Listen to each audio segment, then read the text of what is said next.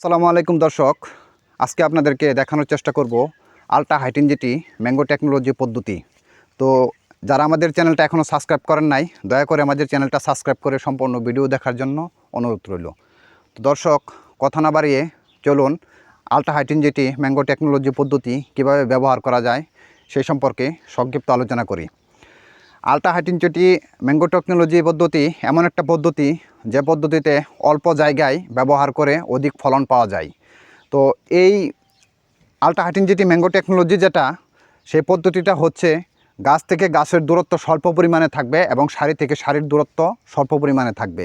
এতে করে দেখা যায় যে প্রতি বছর গাছকে প্রুনিং করে দেওয়ার পর স্বাভাবিকভাবে যে ফল আসে তার থেকে আর 2 থেকে 3 গুণ ফল বেশি আসবে। তো কথা না বাড়িয়ে চলুন আমাদের বাগানে আমরা যে আলট্রা হাইটেনসিটি ম্যাঙ্গো টেকনোলজি পদ্ধতি ব্যবহার করছি সেটা আপনাদেরকে ঘুরিয়ে দেখানোর চেষ্টা করি। তো দর্শক, এখানে আমাদের গাছ থেকে গাছের দূরত্ব যেটা, সেটা আমরা 6 ফিট দিয়েছি।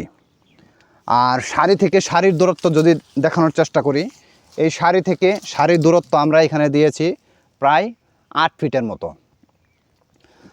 তো এই পদ্ধতিতে যদি আমরা গাছ রোপণ করি তাহলে আমরা অল্প জায়গায় আমরা বেশি ফলন পেতে পারবো। স্বাভাবিক পর্যায়ে আমরা যেখানে দেখা যায় যে একটা গাছ আমরা যদি স্বাভাবিকভাবে রোপণ করি 12 থেকে 12 ফিট রোপণ করি, এমনকি 12 ফিট থেকে 12 ফিট গাছে রোপণ করার ফলে 3 থেকে 4 বছরের পর যখন এখানে ফলন আসে তখন খুব একটা ভালো একটা ফলন পাওয়া যায় না বা ভালো একটা রেজাল্ট আসে না। আর আরেকটা বিষয় হচ্ছে যে আলট্রা হাইটেনসিটি ম্যাঙ্গো টেকনোলজি যদি ব্যবহার করি তাহলে আমরা গাছটাকে সঠিকভাবে পরিচর্যা করতে পারি এবং সঠিকভাবে গাছের গ্রোথ ঠিক রাখতে পারি।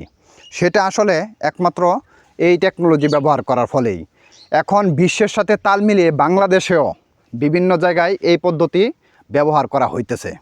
তো দর্শক, আলট্রা হাইটেনসিটি পদ্ধতি যদি ব্যবহার করি আমরা, তাহলে দেখা যাবে যে ওই গাছের ফলে পরিচর্যা করতে অনেক সুবিধা হয়। অনেক সময় দেখা যায় যে ফ্রুট ব্যাক করা লাগে। তো ফ্রুট ব্যাক করতে গেলেও নিজ হাতে করা যায় এবং কি গাছের হাইট খুব একটা বেশি হয় না।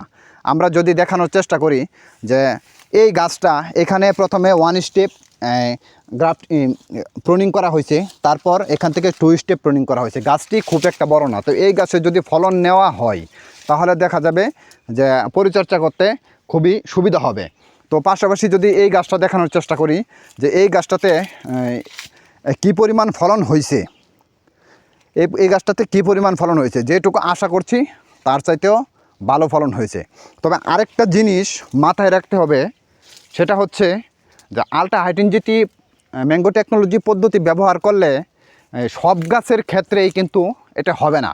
এটা আমাকে মনে রাখতে হবে যে গাছের স্টেপগুলা ছোটো সেগুলাই আসলে এই পদ্ধতির উপযোগী। যে গাছগুলানের স্টেপ অনেকটা বড় সেগুলো আসলে মানে অনেক উঁচু হয়ে যাবে। যদি দেখানোর চেষ্টা করি যে এই স্টেপগুলা মোটামুটি স্বাভাবিক আছে, সেই ক্ষেত্রে আমরা যদি এখানে প্রুনিং করি তাহলে এই গাছটা ছোটোই থাকবে, এমনকি বনসাইয়ের মতো হবে। আর যদি আমরা ওই বড় গাছ নির্বাচন করি বড় স্টেপের, তাহলে কিন্তু এরকম বনসাইয়ের মতো করা যাবে না।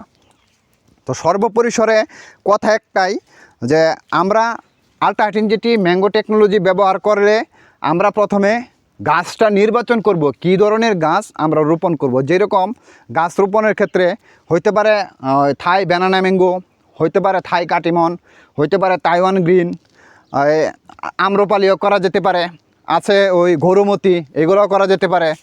তো অবশ্যই আমাদের এই জিনিসগুলো আমাদের মাথায় রাখতে হবে যে এই যে গাছগুলানের স্টেপ ছোটো, ওই ছোটো স্টেপের গাছগুলা রোপণ করতে হবে। আর আরেকটা বিষয় হচ্ছে আমরা যে গ্রাফটিংয়ের গাছগুলো রোপণ করি আমাদেরকে লক্ষ্য রাখতে হবে যে গ্রাফটিংটা কতটুকু উপরে।